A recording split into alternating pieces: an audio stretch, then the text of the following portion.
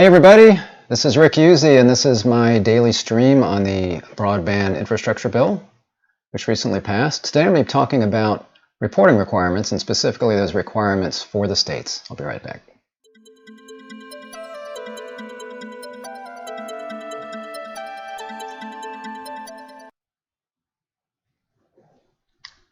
Thanks for joining me. Again, I'm Rick Uzzi with Quorum, and today the topic is the reporting requirements for the states on the Broadband Equity Access and Deployment Program. And it's still a little bit vague, but I want to go through some of the things that are in the bill, and I'm sure some of this will be sorted out a little bit as they get a little bit closer to this. So first off, let's see, this is the name of the bill. So this is basically the Broadband Infrastructure Bill. The infrastructure plan or act that passed was much more than this. I think it was 1 point something trillion, but 65 or so billion for broadband, and then specifically in this program, the BEAD or BEAD program, it's about 42.5 billion. I think that's still a lot of money, but we're talking about the reporting requirements, because when you give out this much money, you want to make sure that people are using that properly, and then they need to report that. So for example, let me get into this here. So there's an initial report that's required, and this is from eligible entities, and that would mean the state. So I just want to make that clear. In general, the eligible entities are the states, the 50 states, the District of Columbia, Puerto Rico, and then territories. United States territories generally refers to eligible entities.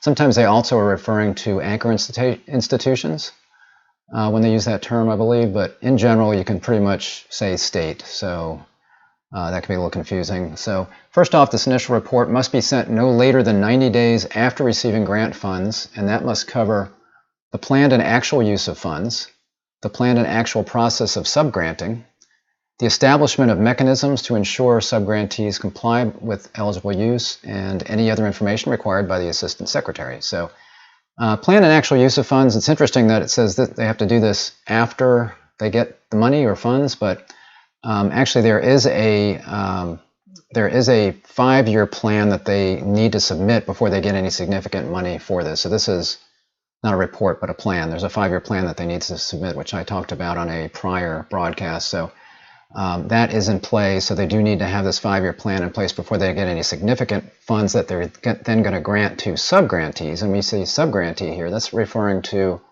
anybody that's getting the money that's going to actually do the work. So that would be generally your service providers, like your cable companies, phone companies, munis, electric membership co-ops, any entity that's then going to be deploying the funds, that's getting the funds directly from the state, will then use that money.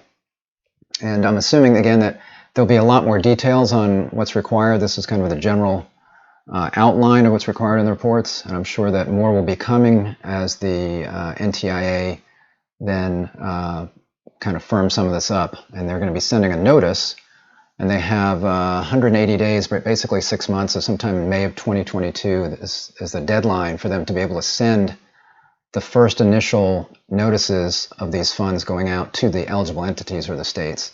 So when you see Assistant Secretary anywhere in the bill, let's talk about the NTIA, because that is the head of that particular agency. Establishment of mechanisms to ensure subgrantees comply with eligible use. So they want to make sure that the states, in addition to saying what they're going to do with this, that they have some mechanisms in place to make sure that the service providers are going to be complying with this as well. Semi-annual report from the states, no later than 1 year after receiving funds, and semi-annually after that, they have to provide this other information, or really similar information, additional information. So basically, they've got an initial report they need to do, and then after a year, they need to do this semi-annual report. So the first instance of that is after 1 year. So they've already submitted their initial report, kind of takes the place of that first semi-annual report, I guess. But then they've got their semi-annual report 1 year after, and then every 6 months after that, while they have those funds that they're dispersing. So that has to cover the 6-month period preceding to the report date. So this is going to be ongoing as they're taking these funds from the federal government and dispersing that. Describe how the grant funds were expended. Describe each service provided with the funds. So there's different things they can do with this money. They can, there's some money that can be middle mile. There's a little bit that can be middle mile infrastructure. There's things that can be used for broadband, obviously broadband deployment and construction, broadband adoption, so they've got to describe how they used all these funds, describe each service provided with the funds, kind of similar way, describe the number of locations where broadband was made available using the grant funds and utilized. Now there's two types of locations that can be covered under this plan. That would be unserved and underserved. Unserved would be areas that don't have at least 20 by 3 as far as 20 megabits per second up or down and 3 megabits per second up. That would be an unserved area. And then underserved would be an area that doesn't have 100 by 20. So really 100 by 20 is the minimum that they're supposed to be able to deploy at this particular level. So they've got to describe the number of locations and I'm assuming how those funds were used and get into some detail there that will be provided later. Certify that the state complied with the reporting requirements. So they've got to then certify that, yeah, they did everything. So it's a report and a certification.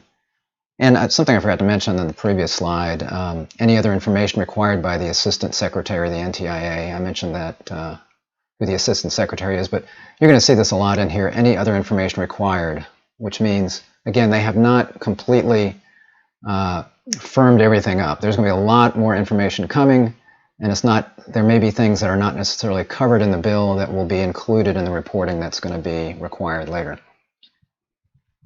And then there's a final report from the state, so no later than 1 year after the funds have been expended. So once they've gone through, they've gotten all their funds from the federal government, they've doled those out to various subgrantees, and once they're completely, they've gotten all of their funds granted out, they've got a year then to do this final report, and that's going to describe how the grant funds were expended. It's very similar to what we just heard. It's just going to be kind of like the finalized version of this. Describe each service provided with the funds, very similar. Describe the number of locations, again, very similar. And then here, certify that the state, certify that the state complied with the reporting requirements. And then finally, include each report that the eligible entity received from a subgrantee under paragraph, I've got to put the paragraph number in there. But basically what that's saying is that now that everything's been expended, they then need to include all of the reports that they've been getting from their subgrantees. So the state needs to look at, or it needs to be getting these regular reports from the service providers, and that's what I'm going to go over next time. Okay, so make sure that you tune in next time. So each service provider that gets money is going to have to report back to the state on what they're doing, and I'm going to cover what those things are next time. So make sure that you tune in. So check out our channel. You can click the subscribe button on YouTube. Make sure that you click the little bell, the notification bell, and select all so that you get notifications of all of our videos when we go live on this. I'm doing these about once a day. If I'm not here, I won't be doing it, obviously, but if I'm here, I'll be doing a video.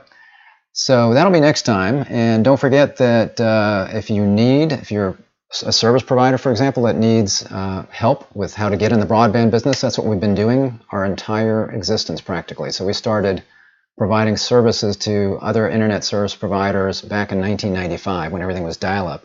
We were helping businesses get in the internet business, and we've been doing that since then. So we can provide pre-deployment services, deployment services, and post-deployment services. So we can help you from start to finish and getting all this stuff done. So go ahead and contact us. You see our contact info in there.